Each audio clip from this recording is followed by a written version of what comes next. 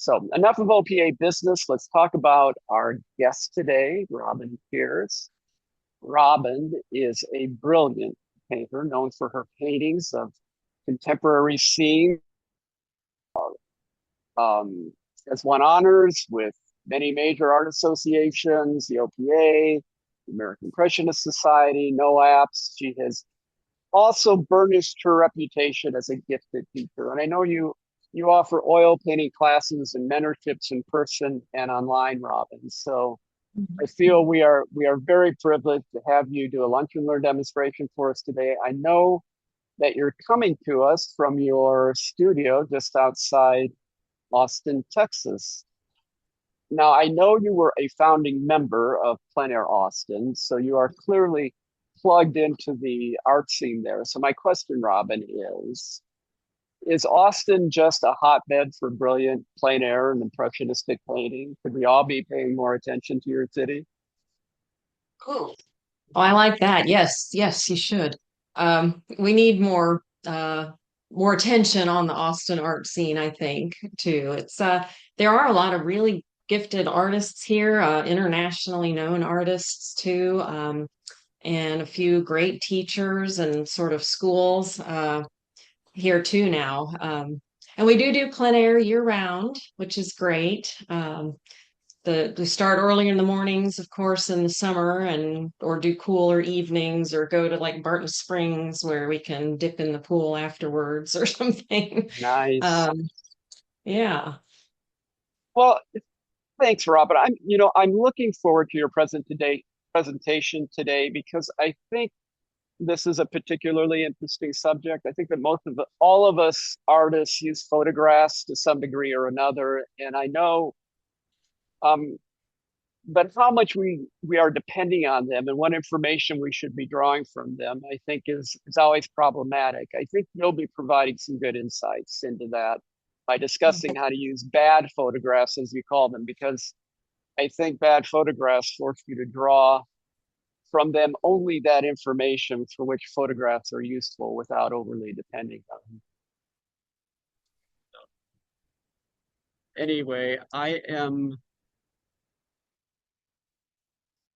your insights, so I'm going to let you take it away.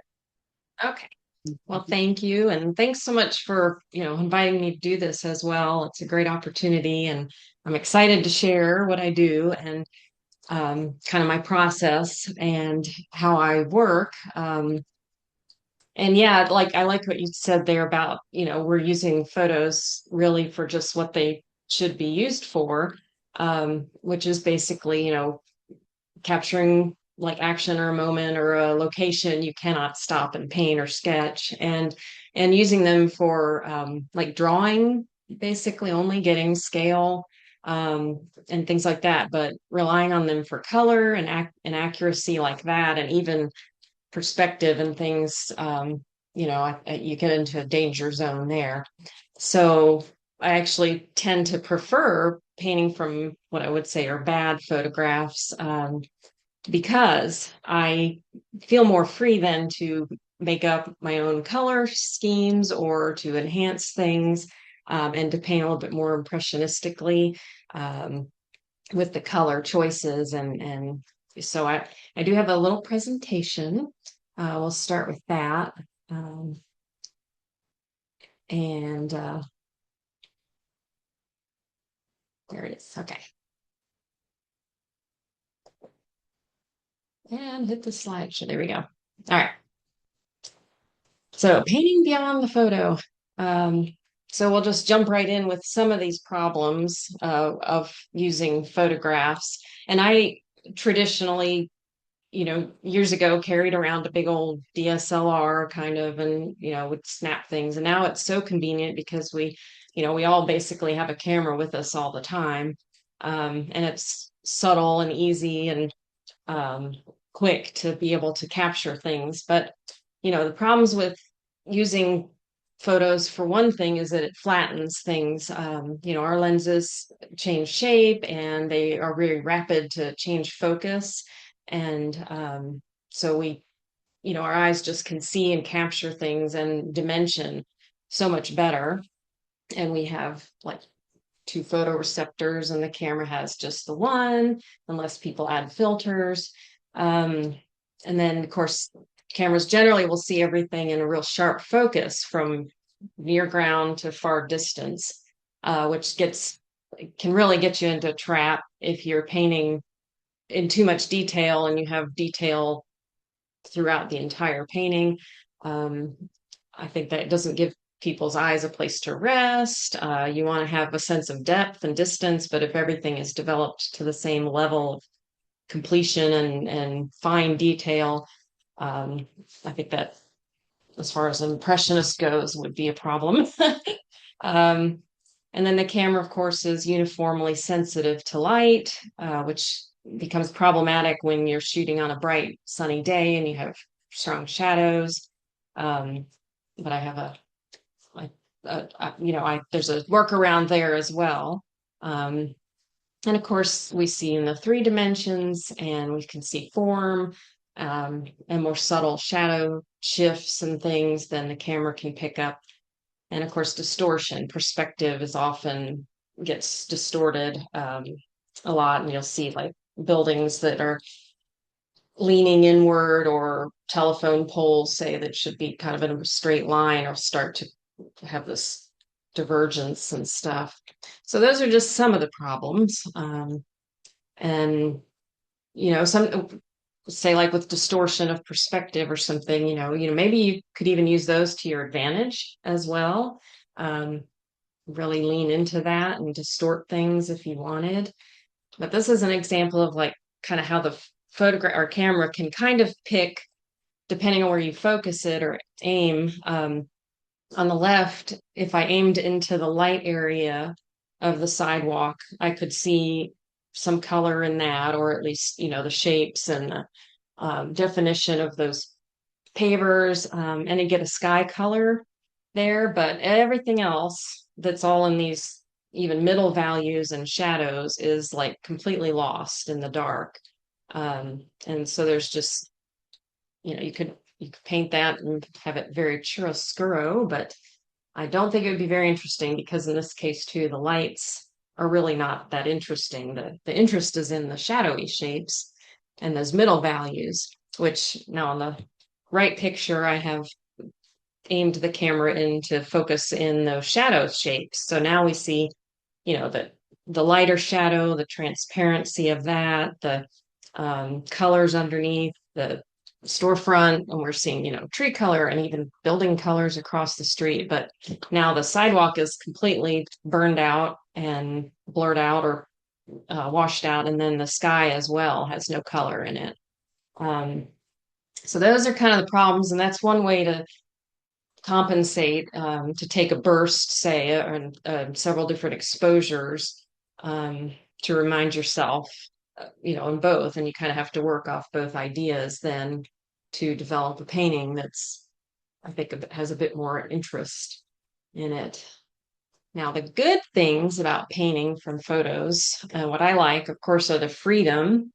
Um, I, I love that I can take pictures in places that I just absolutely can't paint, like a hot kitchen in a restaurant.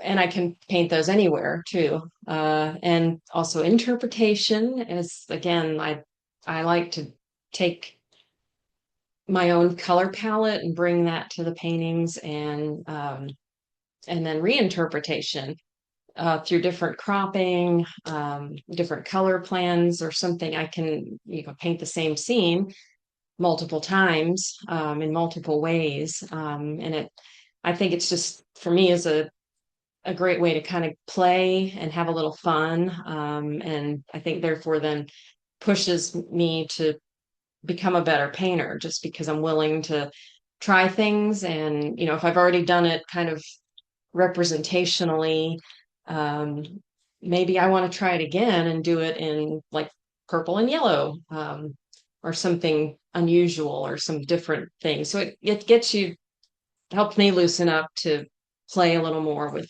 color and different cropping. And you can capture, of course, motion and action, um, painting in challenging places. Like, I can't easily set up on a sidewalk or the middle of the road or something, um, in places where I like to paint, urban scenes and restaurants and things like that. So, and then it can also combine photographs if I need, if I can, I need another person in the background or feel like it needs something else, I can combine things using multiple photographs. And of course, there's the comfort. There's, if I'm painting at home in my studio, there's not so many bugs, not the heat or the wind or something, Although I love painting outdoors too, still. And even in the city, there's just you get a buzz from it too that's just fun and challenging. And being around other people is great as well. So, but I like to bring those sketches and photos and ideas home and then sit in the comfort of my studio. And of course, like I said, we always have the camera at hand anymore with these smartphones we all carry around. um, and they are good for getting, your drawing mostly accurate, and for scale, making sure that you can get the scale right of the size of a person versus the height of the building and so on.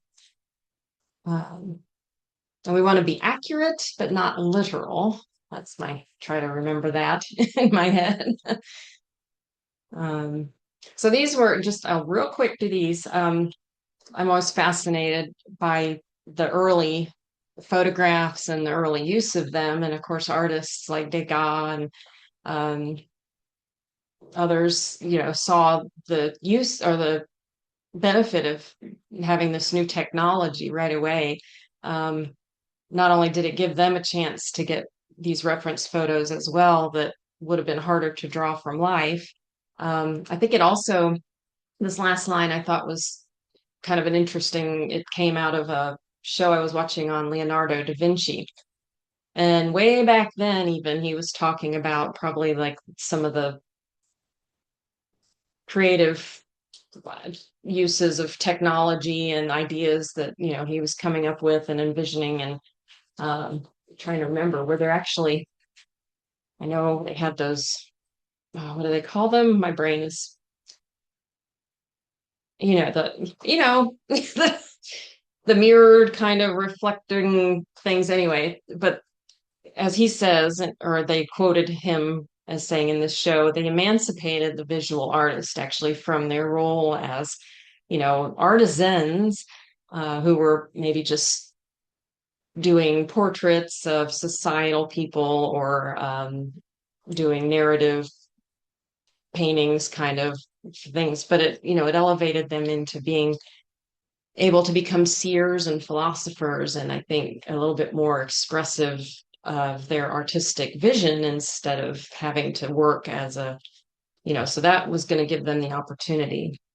Anyway, I like that applies too. And these are just some more examples of, Van Gogh and Zorn using some of these. And it's kind of neat to see the photo reference and how they interpreted it as well, and changing things up in the backgrounds. And so yeah, there's some neat stuff back there or out there about those early photographs.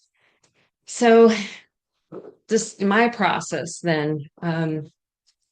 I, you know, inspiration could come driving down the road or walking or going out to dinner.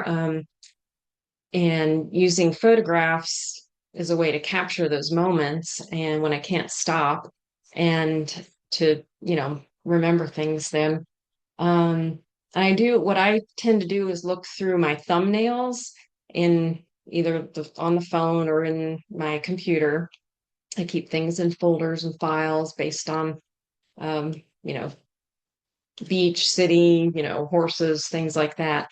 And just looking at those little thumbnails often sparks an interest to me because they're small, I can't see the details, and I um, then just am interested in kind of that division of biggest value differences or shapes. So that's kind of one of the first things. Um, And so then I lean heavily on design in the beginning. I think that kind of comes from my background too. I did graphic arts for a long time. Um, and so I'm kind of real big in composition. I like to really plan, and I put a lot of planning in the first part before I begin painting because then I can paint more rapidly when I start. And I've solved some problems already, and I can jump right in and paint with a little bit more vigor and less carefulness, and cover the canvas pretty quickly and get my idea down. And then I can go in and, slow down and make things a bit more accurate or something. And like that. So I do a lot of design up front and even color planning. So I'll plan, if I want to do a certain palette, if I'm making it wanting to do maybe a nocturne or a really bright high key painting. So I think a lot about the keys. Um, a high key painting is kind of warm and sunny and light and um, kind of evokes certain moods. And then, you can have a lower key that's, a bit more maybe calm or serene or even mysterious or something. Most paintings we do, of course, are kind of fall in that middle key. But this is when in the beginning, again, I start to plan these kind of things. And, you know, when I saw the idea, what did I feel? And I want to try to convey that to the viewer and plan for like where I want to lead them through and to in the painting. So I do all that up front and first, and that's what I've kind of begun. Here's just a screenshot of some of these might even be too big on the screen here, but some of the ideas and the ways you can see how the light and shadow just kind of grabs you at first. And it's like squinting too, if we squint a lot as artists, and that helps you to see the values, um, and differentiate that kind of pattern in your painting. And I like to kind of group and hold my values together a lot. So this is what helps me see that, just looking that way. And I might just spin through those until something catches my eye. And then when I open it up bigger, it may be really complicated or something, but I don't let that drag me down. And that the idea that looking at those big value shapes is kind of like the notan idea. I'm sure everybody's familiar with that. Um, so dividing up your big value families just in like those two minimal kind of groups helps you see this abstract pattern underneath, and it helps you kind of organize your painting, and group things together. Um, and I know sometimes some of my students will get confused with this and think, well, then you have to paint like all dark and all light and have it very separate. But it doesn't mean, because there are these black, um, dark darks there. It's not how you have to start. Um, just that those are your shadow shapes versus your light shapes. And then for color, it comes down to just really, being having a little playfulness maybe and a little confidence, and considering too how light will affect color, reflecting light, colors from other things bouncing into your shadows or your lights. But you can pick something straight off the color wheel or analogous colors or something, and um, play with those easier palettes too at first to try to make these harmonious sort of paintings. Um, so I like to play with, limited palettes or I like high key a lot. I think what I do is, I like scenes that are full of light and shadow, definitely. I'm definitely not a tonal painter. I have a hard time on tonal gray days, but I'm getting better. But again, using, colorful grays, using a lot of complements. I gray my colors down with complements a lot. as well, and using color-filled shadows. To remember, again, going back to that photo, how it will darken the shadows too much. And we also have a tendency then to paint the shadow all one color because it's all like, say, one value, big shape. But you can, fill those with color as well. And there, like there, remembering the shadow is like a veil falling across something. So I always try to, have the home color that is there in the shadow as well. And that might be that both warm and cool tones are playing in there, but as long as my value is correct, um, then it will read correctly. Some other tricks, to fool yourself or to prevent yourself from trying to paint too many little details, turning the reference upside down um, helps you again to just see shapes and not things. Um, and then again, I spend a lot of time cropping and planning and thinking about that. And sometimes I'll take video as well, and um, just to, get a big enough panorama, say, or to get multiple movements, and then you can stop the action and where you want it. Um, all right, so here's some samples of things. Like this was a scene from Rockport Beach in Mass, and these were two paintings I did based on that. The first one I did was the one on the right, a bit more representational. Um, the sky was, it kind of, it might be a little unusual. I'm not sure if that's moonlight or sunlight happening over there in that cloudy area, but I just kind of liked the effect it had. And so I've left it like that. Um, but again, this is kind of reads like that no tan idea. Um, lost a lot of that in the dark, shadowy shapes, but then the cast shadows are colorful and my lights, and I have a way of leading the eye right to our center of interest back here. Um, and then this smaller one I did was a totally different palette.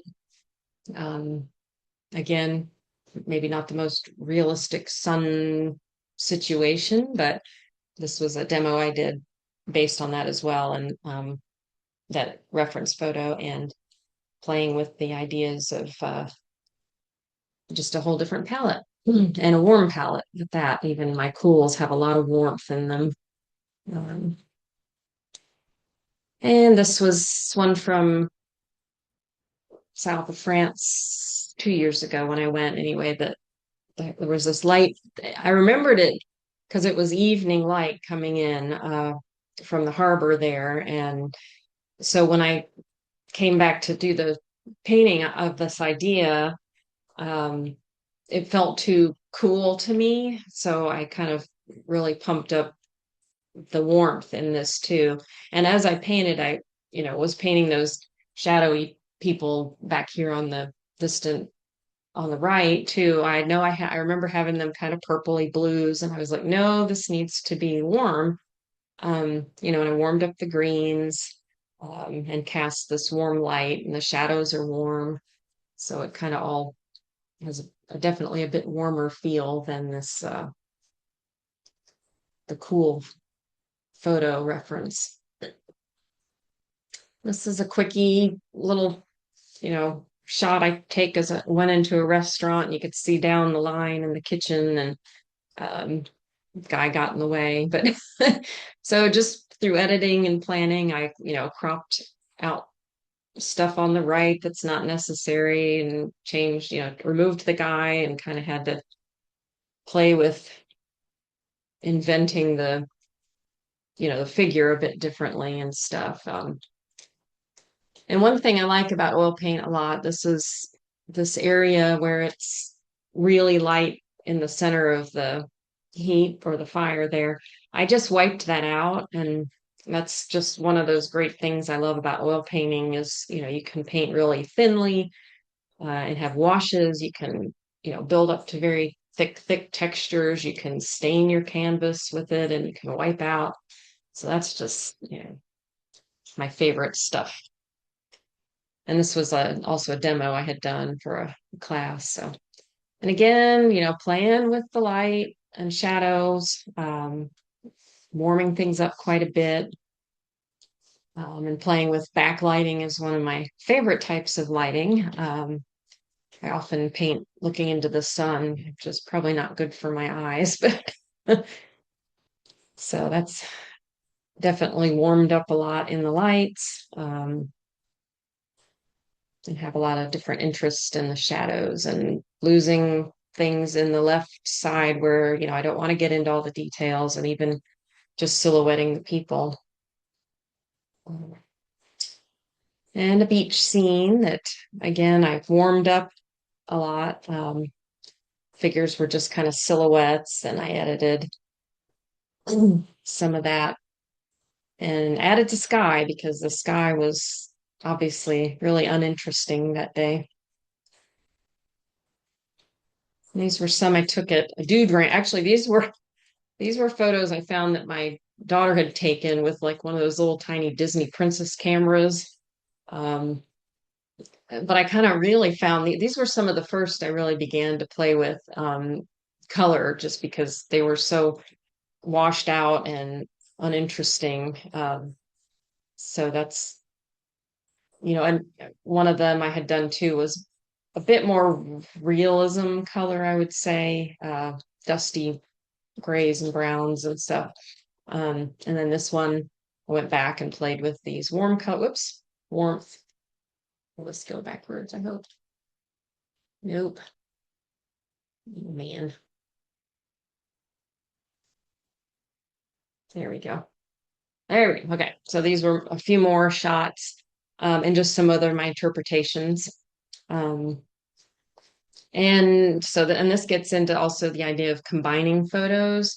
Um, like on the bottommost one, I extended to make it more of a horizon or a horizontal longer shape. So that's another good thing you can do with photo reference is, borrow pieces from other images or extend your versions. And this too was another one I did. I obviously played with the color family and added a person. I couldn't find the reference I used for the second chef or the pastry chef to the right there, but that was real similar. But that's the idea, taking a couple of images and putting them in together. And okay, today's demo. This is a lot. I feel like I'm coming at you. Um, so today's demo, this was a shot I took in France. I was just in Paris last month teaching a workshop. Um, and this morning I was out and it was kind of overcast. And, this isn't the worst photo reference, but it's kind of dull. And I had my phone set on like the full picture thing, and so it's like a 16:9 sort of cinematic shot. So the first thing, of course, we want to figure out like what parts do we want to paint. Um, and again, I often usually will take pictures without zooming in. I think the more you zoom in, the more you'll get distortions, and then also you just get a better chance of having, multiple scenes you could get as well out of an image. So that's where it starts. And then I went into playing with the cropping and I liked, um, kind of liked having the horizon real low and just a little of that. And then I left the scale of the tree there. Um, and I'll likely edit out the little car on the left. I won't, maybe. Um, and I like that these people that, that's kind of a interesting center of interest to me. Oops, excuse me. We have the crosswalk leading us in. You got the people silhouetted right at the corner. They're kind of in a sweet spot down there. Other lines, kind of things are leading us into that section as well. But the colors aren't great. So just as a quickie, this is not quite the no tan, maybe like a 3 value study. Um, to the right, I did just to, if I did the no tan, it really did blacken everything too much. Um, so again, we have kind of a three values. We've got the darker sections of tree and some of the facade, windows, things, and then the foreground and ground basically, and our and maybe some of the left buildings are what about the middle value, and then we would have the real high value for the sky. So I think that's it. Oh, and so this was some of what I do. I do these color plans at first. So just a quickie idea I played with. And those on the top row on the left are what I'm considering my shadow, those middle values to darker values. And they're not real dark. I don't want, do want this to feel light filled still. So that's my plan. Um, and then the lower level or lower row of paint swatches were kind of ideas I had for that left side where there's more light. Um, and then just for play, thought, well, you could do it as a nocturne too, and dull down the buildings to the left, bluing out the distance, and then having maybe the shadow and the big building in our near ground, could still be the warmth, but you could really have some fun and play with like little dots of light there um, and lights down the street or something. So that's just another idea. But I think today I want to do the lighter scene. Um, and so real quick, this is my palette, pretty typical. I always use the things across the top, and then the things on my left side there are kind of the sometimes colors, depending on where I am and do I want a real pretty, fun accent of something. They're also good, again, to mix in and neutralize. The little one of those lavenders or violets with my yellow gets me a great gray, things like that. So I have this water green is a Charvin color, and I really like it. It's very, very pale green, and I sometimes use it as a white. And then the regular titanium white, Hansa yellow, permanent orange, naphtha scarlet, alizarin crimson, manganese violet, ultramarine blue, phthalo green, and then there's my the king's blue. And then these are I think that's meadow green, I don't, amethyst or something. And I don't know. And today I don't have those out here. I have a gray lavender, a pink, and that green there. Um, and I don't use the heavy metals on my palette, so hence the synthetic versions mostly of things. Um, and there's some of my tools in the mess. I do try, I want to vary my textures, so I'll use different brushes, different scraper tools and things like that to just kind of add some interest. Okay, I think the last thing was years ago. I have this cute little book, Keith Ward Paints Impressionism. And it was just a really great little handbook kind of to get started, both painting more impressionistically and plein air painting ideas. Anyway, but I love this quote in there was, so that's one of my favorites, just not to, paint with vigor. Don't just paint pretty pictures or copies. Paint the illusion. Okay, so I think that's the end of that, and then I can start my demo. Any questions at this point? I feel like that's already a lot, and There's it's no already questions at the moment. 12:43. That's all right. Yes, there's no questions at the moment. If you have any questions, Okay. you can post them in the Q&A at the bottom, and I'm just going to drop a Okay. message about that as well. All right. I'm gonna slide this down. Oh, let me. It's a lot to come at y'all. So, okay. Try to get this in here as accurately as I can to start without making everybody dizzy. Um, and which So I just pick up a little bit of color on the palette, doesn't matter what it is, and thin it down pretty good. Um, I first just want to figure out, again, where is that horizon line? I wanted it pretty low, but I do want enough space to put those, some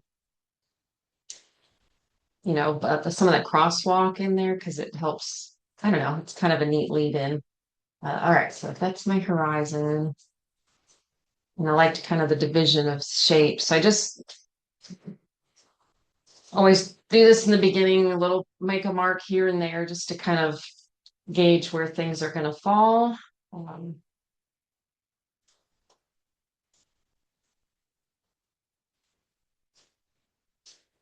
the tree kind of fills up quite a bit of this.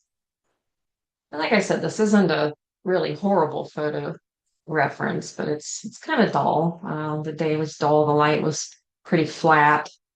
Um, Squinting, of course, helps again to see those differences. And then it's just kind of I'll be bringing in more varied color, I hope, to, let's see, one thing I can do with the brush as well and using reference, and it could be anything when you're out measuring, hold the brush out in front of you and, squint and you can get those angles correct. So, and this isn't going to be, a completely accurate depiction. It's kind of a small panel too. Okay, but this is this. And then I talk to myself a lot while I'm painting. And I use the photo then I still measure just like wherever I would be if I'm painting from life. And this in my photo reference that there's a bit of a slant here, which I'm not sure would make sense.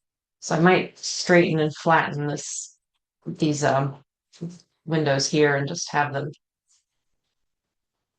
for the sake of the painting reading, I think better. Have it be flat on. Now it may well have been angled. All those little streets are so fun and old. They've, continued to build around earlier. I'm already sort of forgetting my palette. Where's my color sample? I want to bring that back in here. Gonna go too dark. So I haven't put a lot of markers down there, but it's enough for me to remember what I, want where things are going to go and fit. All right, so, and I start pretty thinly. I want the paint to move easy, so I do add some odorless mineral spirits. And keep it pretty thin. Oh, why? And phthalo green, of course, is overpowering. Okay, so and these are, first I just start with kind of this big shapes idea.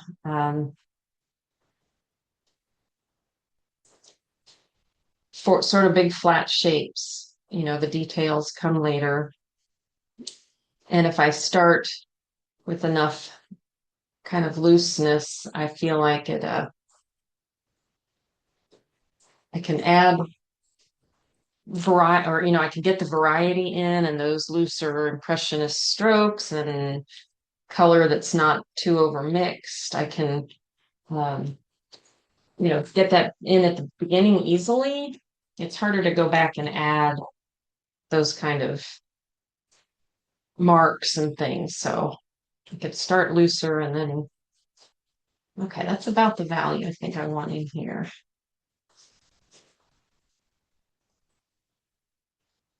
But I want the warmth still. Let's see.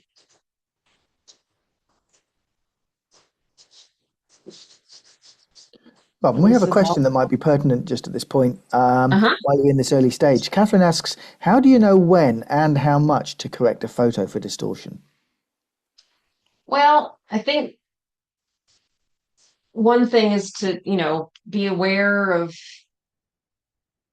like how much, say, the thing I can think of most is actually even in this image a little bit, the buildings to the left want, in my photo kind of lean backwards. Um, and if you wanted to play with it, I would actually even play with leaning it to in more, but you just want to compensate for that, um, in nature it wouldn't work that way, I guess. So you have to kind of be aware of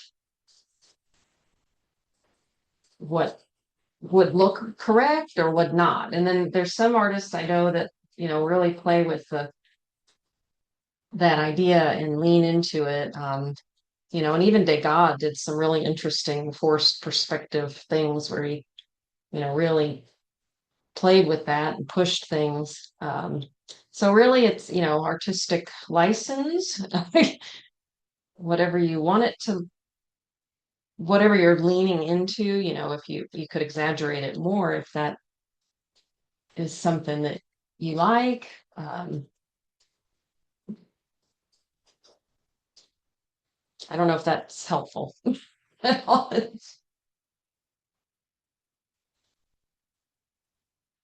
Probably not. Right. I do want to get some of these darker windows just marked. See, early on, just, putting some of these marks there. I can come back and find them and tighten them up later if I want. All right, so that's just those, and then it comes on up. Some of these will be hidden a bit more. And in there too, I'll have to decide if I want to put all the fiddly railings in and all of that. Um,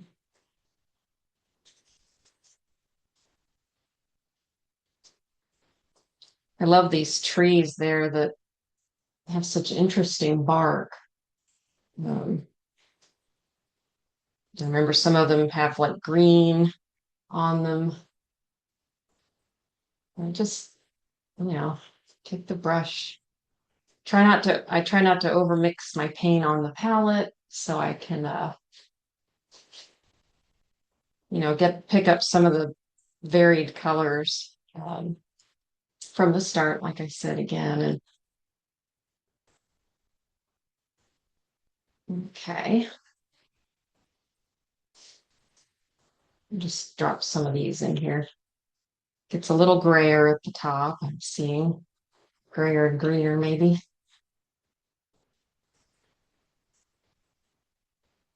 So I'm still following some of the value and color suggested in the image. And I'm thinking to what is sort of natural and naturally happening. And even if this is kind of a dull scene with really even light, the sky is lighter and things at the top are going to get more light than things down low by the curb and so on. Um, so I'm thinking of that as I'm moving up. I want this to get lighter towards the top. Now, and I'm basically averaging things too to start. My board is a little dry. It's very absorbent. But I'm just kind of averaging and again trying to get variety in those. And then I come back and find, little details but I still squint and want to make sure that those things in the distance that I'm not putting too much detail in. Because our eyes really also only can see in focus what we are looking directly at. And then, things in the periphery become fuzzy.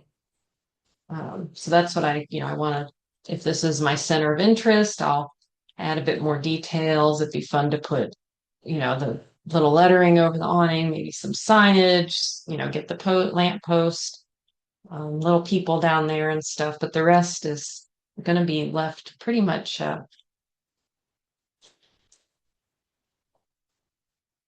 quiet and no details.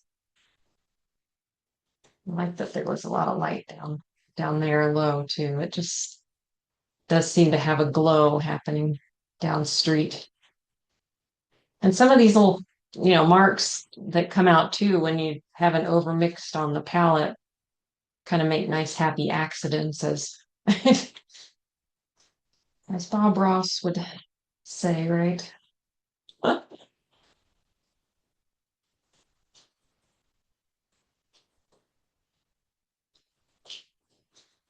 So a lot of, vary the direction of my strokes. Okay, now the ground color, that's where we often run into difficulty or a challenge because it's like, okay, so the pavement's gray. Do I want to put gray down on my ground? Or do I want to paint the color of the sunlight, say, on the ground? In this case, I'm kind of leaning into a little duller ground, I think, because of the overcast day. Now, usually when it's a sunny, bright day, I tend to put really light, warm yellows and things into the ground. Um,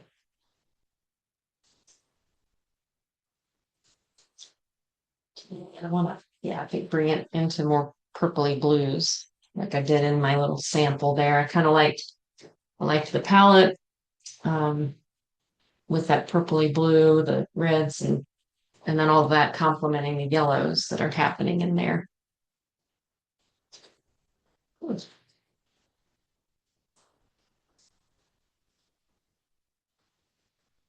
right. Not, I'm trying also to not worry about the edges right now. Pretty rough on my brush, roughing it all in. But that, again, that just helps me early on to get some of this variety. Let's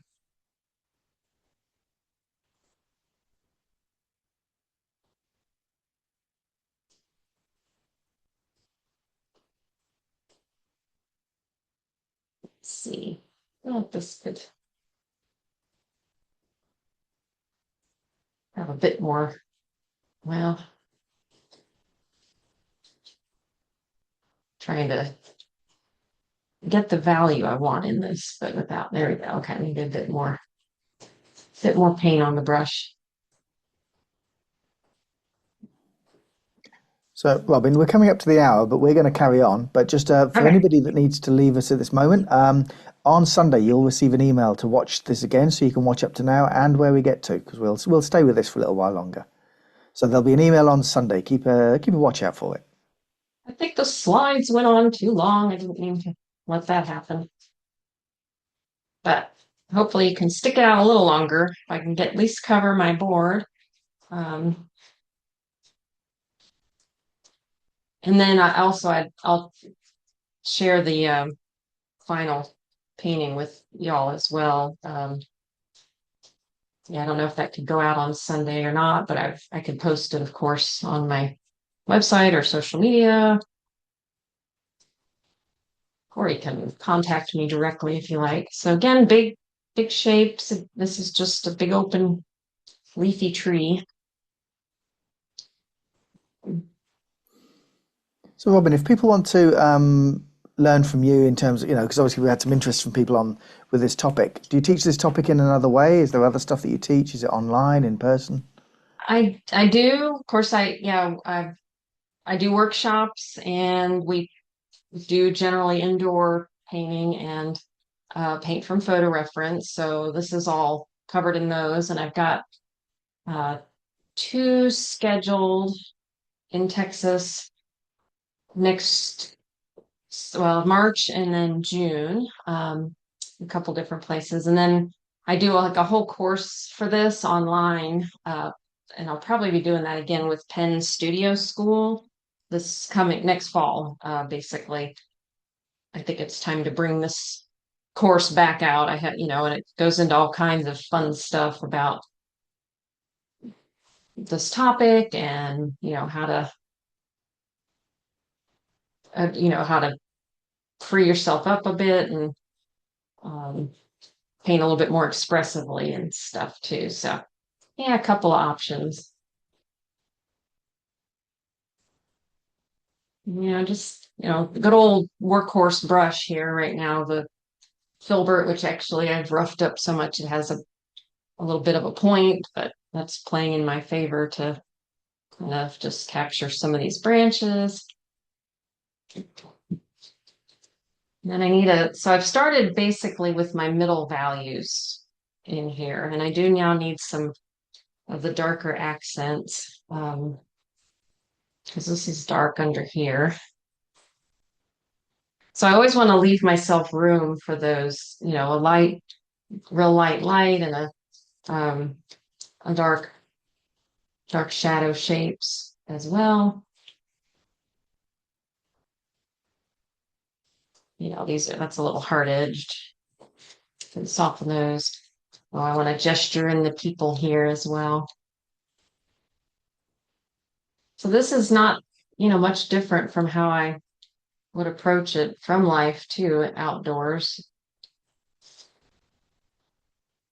It's nice that, the people are standing still for me here. We'll just suggest them there. Just a tiny little bit of shadow in the curb.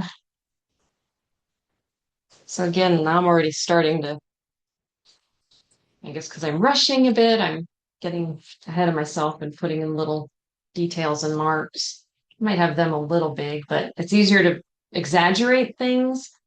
And that kind of harkens back to that, like the question, how do you know how much to adjust? Well, I sometimes suggest too, especially with like figures moving or um, to over exaggerate, if they're in motion, go ahead and get that, really push the lean in on things. And because we always have this tendency to straighten things up too much. So if you start with like a little extra,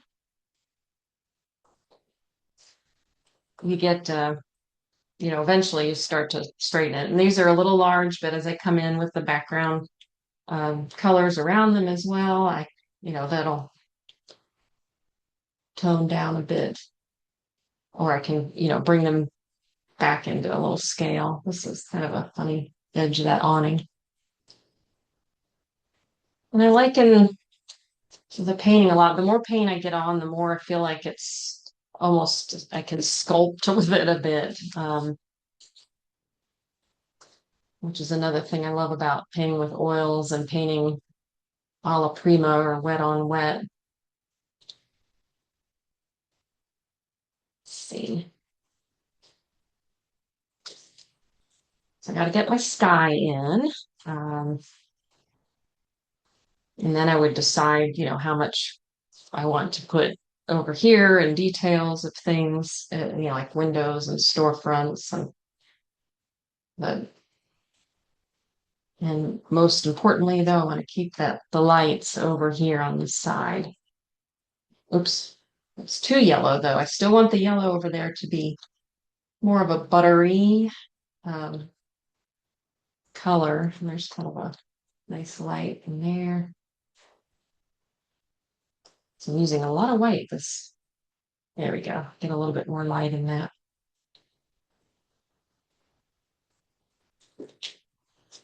And then in my sample, the sky, I did lean into like a pale blue. I think it kind of worked.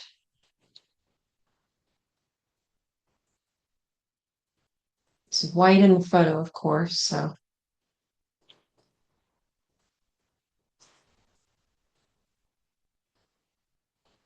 Okay.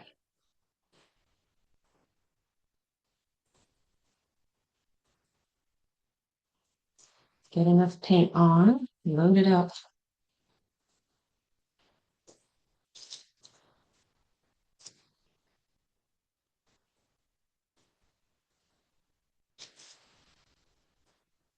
So I feel like at least I've got, almost have a good foundation down here to start to really develop further. Sorry I took so long with the slides. Would have been more interesting to see painting, I think. I want to start with some sky holes. Don't want to do too many and make it too disparate or separated. Let's see. So I'm gonna lean into this bit of lavender down here. I think I brought the sky in too low. Let's see. Now it's when I can start to come in and make adjustments and some corrections. Back up too wide. But all these little layers then start to, you know, add dimension to it and a little bit of life.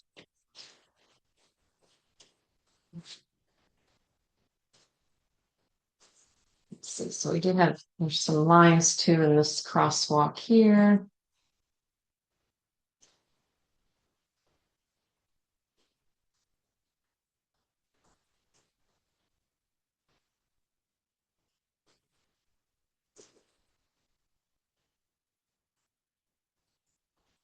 Okay. Didn't quite get that.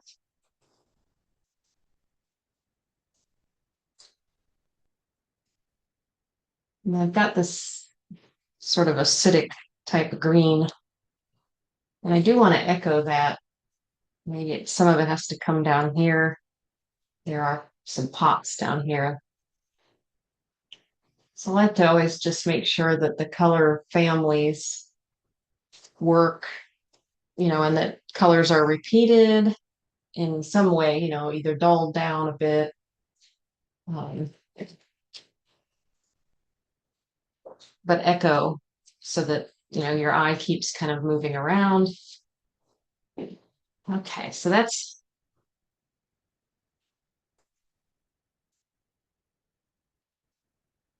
kind of the gist of it. Oops.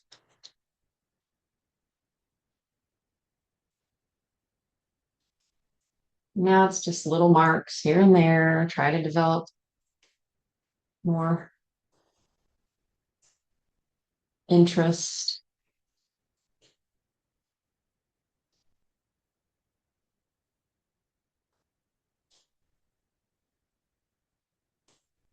Good.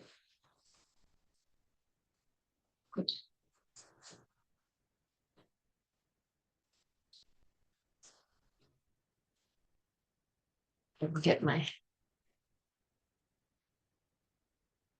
there's some shadow under here. And I'll get some of the more darks in this doorway over here. That'll help bring the eye down again to our more of our center of interest. These are less dark, but I could just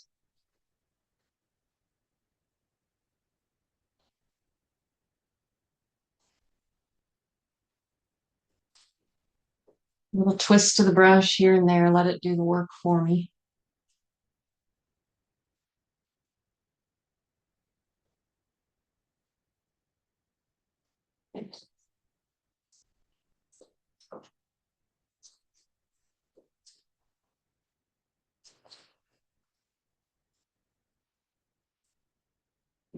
See, I liked the tree trunk, I think, being dark enough up here. I don't know if these are those, what do they call, plane trees? Not sure. They're very different, of course, from what any we have here.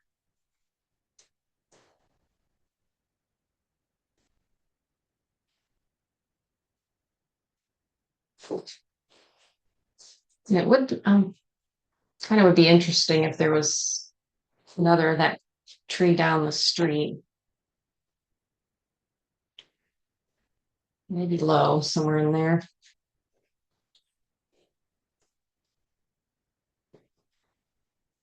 A short one. So this is, I use the photo, like I said, the photo is my reference for drawing and the situation, but then I'm very careful to try to figure out what does the painting need and what is it telling me. Um, like I said, I want to kind of try to see through the car here, I think.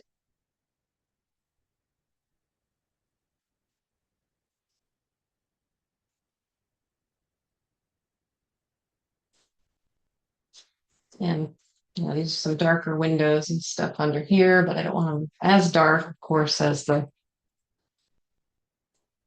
stuff in the shady side of the street.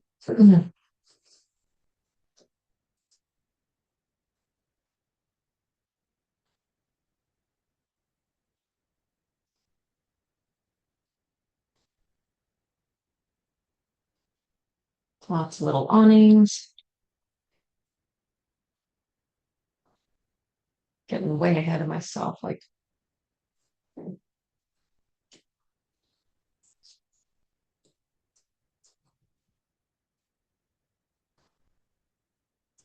get this light on this awning. There we go.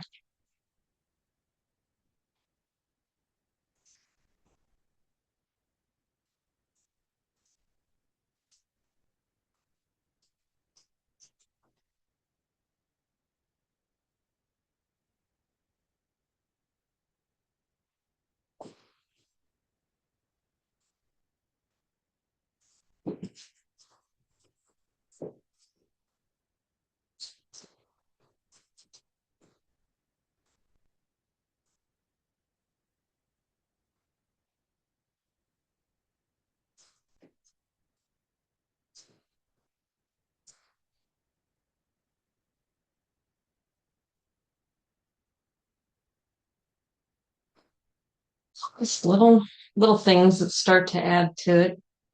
Um, might want to get a little bit brighter around some of the sky holes to bring in some of that pseudo fall color. They weren't changing as much as I'd hoped they would have been at that time. It was just there in October. It was beautiful.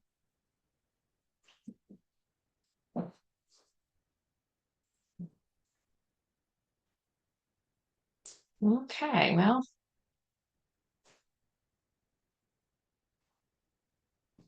I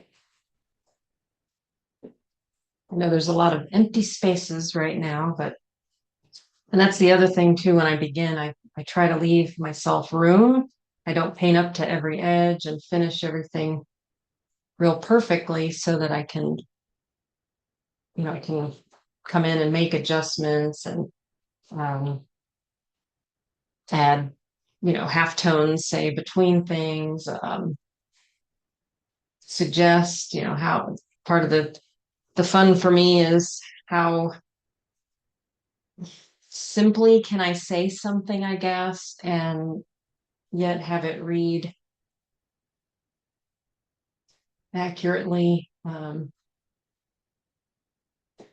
read like what something is, but from a distance it coalesces, but when you get up closer, it's not defined. So that kind of is I love the beginning when I can start and I get to start kind of quick and really just push the color around. Then I love the part too where I can slow down and all the sort of methods to try to trick my eye and my viewer's eye to just kind of believing things are there. That's kind of a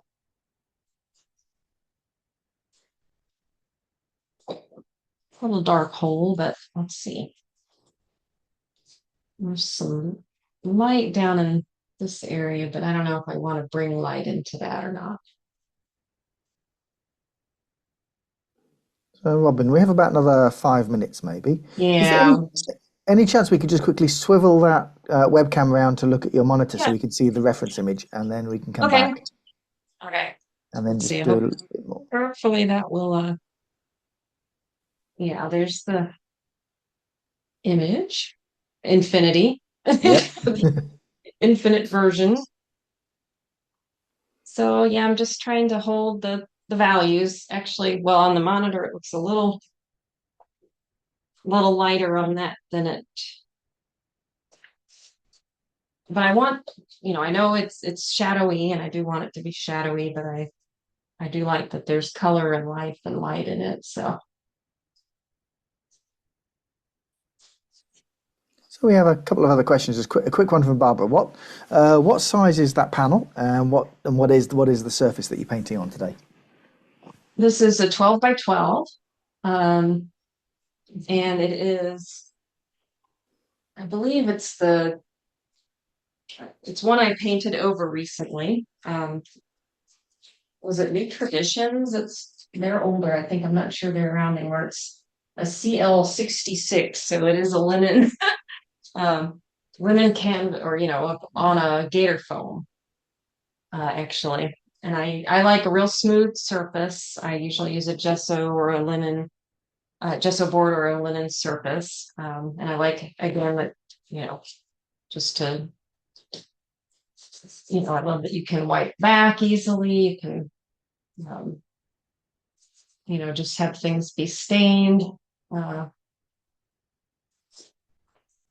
so I always start on a white surface actually because of that as well. Or 90% of the time I'll paint on a white surface because I can, start real thin. I can have transparent passages in the painting. I can wipe things out easily.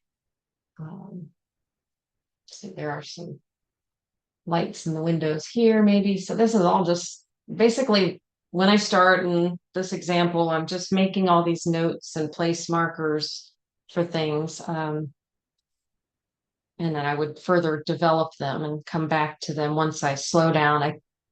I always sort of hear Ken Oster in my head too, like he talked about the passion sandwich or some such thing. Starting quickly and in your right brain to get like for me that's worked. I used to set a timer, in fact, to paint as quickly as I could at first so I could get my ideas down. Um, and then slow down and start to make adjustments and figure out details and things like that, and then try to go back to sort of then judging the painting. What does it need, and what little marks or a note, color note or something would make it more interesting. And that's where I definitely again deviate from photo reference. So that would just continue, and I would like to add more stuff to the right side here, but I probably didn't get my ground dark enough down here. So that's the last thing I'm going to do for this little portion of the demo. Wish I could share so much more of it with y'all. All right, I think that will help actually to bring this back down. Give it a bit more like my sketch, I think. Um, So, speaking of there we sketchbook go. notebooks type thing, a quick question. So, Judy asks, in your notebook, did you paint those? That's in your hand at the moment, waving around. There you are. Is that in Yes, oil, or what medium is that done in? it is oil. And it's just the little paper. There's some sketches and notes and notes from a workshop I took. And then and then just right in there the color. And it's of course it's not going to be permanent. It's thick enough that it didn't bleed through too much. Um, but just for that purpose, I also carry around note cards. I use these to do notan or the little preliminary sketch when I'm outdoors. Um, And I also will use these as just little color notes for myself, like this, like the sketchbook there. If I am, trying to alter or enhance or have a palette that I want to do mostly. I guess I should swap back to here.